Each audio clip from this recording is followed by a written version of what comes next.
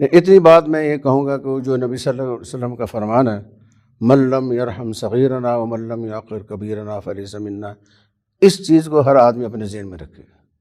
ہر آدمی چھوٹا بڑے کی عزت کرے اور بڑا چھوٹے پر شفقت کرے، یہ ہونا چاہیے، اور کسی کا دل نہیں دکھانا چاہیے۔ کامل مومن وہ ہے جس کے ہاتھ اور زبان سے کسی کو تکلیف نہ پہنچے، نہ تو کسی کو دل سے تکلیف دو نہ ہاتھ سے تکلیف دو، کسی کا دل نہ دکھاؤ۔ سب کو میں یہ کہوں گا، علماء کو بھی غیر علماء کو بھی، کسی کا دل نہیں دکھانا، اور وتیرہ ہو، بڑوں کی عزت کرو، چھوٹوں پر شفقت کرو۔ طلباء جو ہے اکثر اپنے استاد کا ادب کرتے ہیں، دوسرے کا نہیں کرتے۔ اساتذہ کے جو ہم اثر ہیں ان کو بھی اپنا استاد سمجھ کر ان کا بھی ادب کرو، احترام کرو۔ دیوبندی کے ایک بہت بڑے استاد قاری سید حسن شاہ صاحب بخاری گزرے ہیں، تو میں نے ان سے پوچھا کہ حضرت آپ نے قاری صدیق صاحب سے کچھ پڑھا؟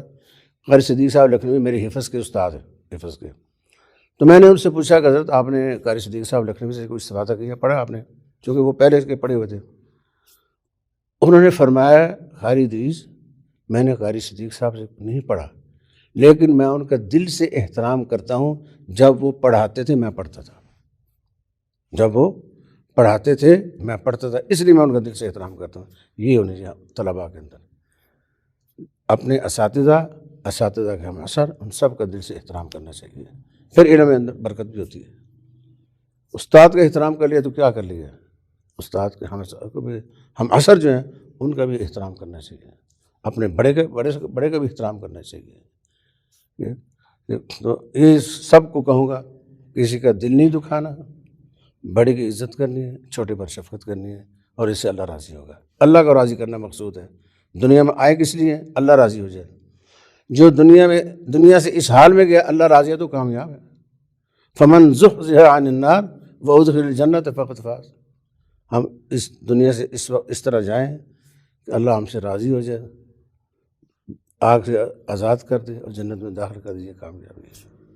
تو اللہ تعالیٰ جتنے لوگ بھی پڑھا رہے ہیں ان کی جو پڑھنا پڑھانا قبول فرمائے، اور سب کے لیے ذریعہ نجات بنائے، اور ہمارے اساتذہ کی مغفرت فرمائے، ہمارے والدین کی مغفرت فرمائے، اور والدین کے لیے ضرور جو فوت ہو گئے ان کے لیے دعا کرنی چاہیے، رب ارحمہما کما ربیانی صغیرا۔